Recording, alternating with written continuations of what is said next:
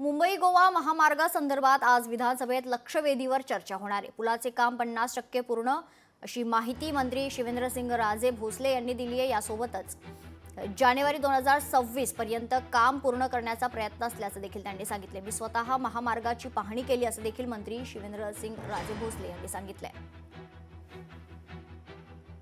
Mumbai Goa highway गेले 2011 सालापासून या हायवेचं काम चालू आहे आणि बराच या कामाचा विलंब झाला, लांबत गेला आणि हे मुंबईकरांच्या दृष्टीने जी कोकणातली लोक सगळी मुंबईमध्ये वास्तव्यास आहेत, राहायला आहेत, नोकरीला आहेत, त्यांना त्यांच्या दृष्टीने हा हायवे फार महत्त्वाचा येण्या जाण्यासाठी आणि दळणवळणासाठी महत्त्वाचा ठरतो आणि त्याचबरोबर राज्याच्या एकंदर विकासामध्ये पण हा हायवे फार मोठा या हायवेचा वाटा आहे। कारण इथून खाली गोवा राज्याला आणि तिथनं खाली कर्नाटक वगैरे असा हा हायवे जातो।